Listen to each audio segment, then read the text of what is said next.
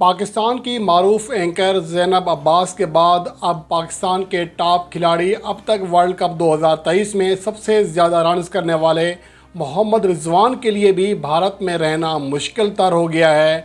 और ये इंतहा पसंदी है, कुछ लोगों का घटियापन है, और उससे बड़ा घटियापन पीसीबी दिखा रहा है जो कि इस मामले पर पूरी तरह खामोश है। हत्ता के भारत के वो खिलाड़ी जिनके बारे में हम कहते हैं कि वो पाकिस्तान मुखालिफ एजेंडा रखते हैं, गौतम गंभीर, वो तक बोल पड़े हैं।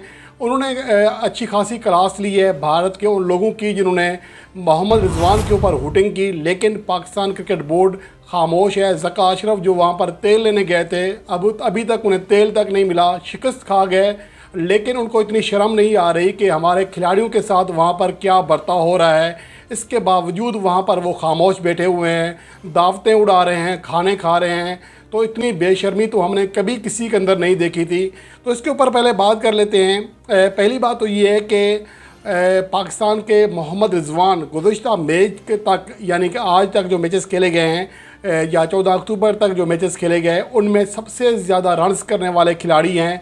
248 रन्स बना चुके हैं। और उसके अलावा उनकी जो क्लास है, उनकी जो बैटिंग है, वो अपनी जगह।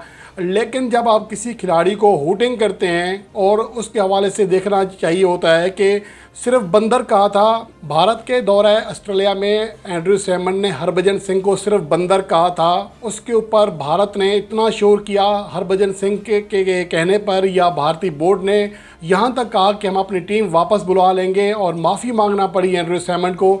लेकिन यहाँ पर पाकिस्तान क्रिकेट बोर्ड के हुकाम की इतनी ज़्यादा बेगैरती सामने आई है कि वो खामोश बैठकर वहाँ बैठे हुए हैं। अगर थोड़ी सी भी शर्म आया है इनके अंदर तो चुल्लू भर पानी लेकर उसमें डूब मरें, कि इतना इनके अंदर एहसास नहीं है, इतनी गैरत नहीं है कि अपने खिलाड़ियों का दिफा कर सकें। और वहाँ बैठकर जिस तरह हुटिंग हुई है पाकिस्तान के प्लेयर्स के ऊपर, ख़ास तौर पर रिजवान के ऊपर जिस तरह हुटिंग हुई है, उसकी मिसाल नहीं मिलती। रिजवान ने सिर्फ ये किया था जब गुज़श्ता मैच में श्रीलंका के ख़िलाफ़ कामयाबी हासिल की थी, तो अपनी इस सेंचुरी को, इस फतह को नाम किया था फ़लस्तीन बहन भाइयों के नाम। तो हर किसी का राइट है वो ये कह सकता है। लेकिन यहाँ पर क्या हुआ, यहाँ पर जो हुटिंग की गई, और भारत के कुछ एंकर, ज़्यादातर तो सही है कि ज़्यादा उन्होंने इस हवाले से गलत को गलत कहा है, लेकिन कुछ लोग ये कह रहे थे कि ये रिएक्शन है बाबर, जो रिजवान ने कहा था, रिएक्शन किस चीज़ का, क्या गलत कहा था। इवन के आईसीसी से बात की गई कि इस हवाले से नोटिस लें, और आईसीसी ने कहा कि रिजवान ने कुछ गलत नहीं किया। तो डूब मरना चाहिए उन लोगों को। आईसीसी भी रिजवान के हक़ में है, कह रहा है, मान रहा है कि रिजवान ने कुछ गलत नहीं किया। और जब रिजवान आउट होकर आ रहे थे, जय श्री राम के नारे लगा रहे थे, उनको अंडर प्रेशर ला रहे थे, ये बेगैरती की इंतहा देखने में आई है।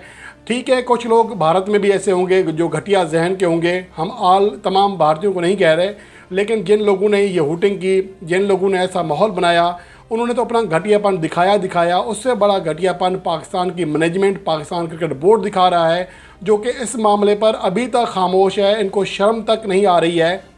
और जहाँ तक देखिए हमारे खिलाड़ी हैं, हम उनके ऊपर तनकीद कर सकते हैं, हम उन्हें सर पर भी बिठाते हैं जब कामयाबी हासिल करते हैं, ये हमारा हक़ है। हम किसी और को हक़ नहीं दे सकते कि वो हमारे खिलाड़ियों के ऊपर इस तरह हुटिंग करे, इस तरह उनको प्रेशर में लाए। अब जिस तरह का माहौल बनता जा रहा है, रिजवान ज़हनी तौर पर बहुत ज़्यादा प्रेशर में होंगे।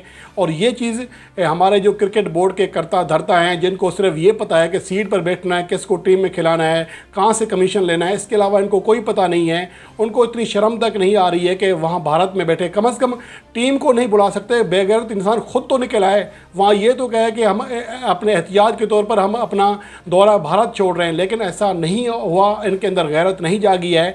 और जहाँ तक कुछ लोग कह रहे हैं कि जी रिजवान स्लो खेल रहा है, मैं आपको बता देता हूँ हर खिलाड़ी की अपनी टेक्निक होती है। सिर्फ मैं वर्ल्ड कप 2023 का बता रहा हूँ आपको, आगे नहीं चलते, कि मोहम्मद रिजवान का जो स्ट्राइक रेट है 93.58 है, एक सेंचुरी और एक 50 है, 124 की एवरेज है, जो कि सबसे ज़्यादा एवरेज है टॉप प्लेयर्स में। अलबत्ता स्ट्राइक रेट कम ज़रूर है, लेकिन अगर आप विराट कोहली से मुवाजना करें, उन्होंने भी 3 मैचेस खेले हैं, 65 रन्स बनाए हैं, और रिजवान ने बनाए हैं 248 रन्स। और Virat Kohli one down position पर आते हैं और रिजवान एक दर्जा नीचे आते हैं।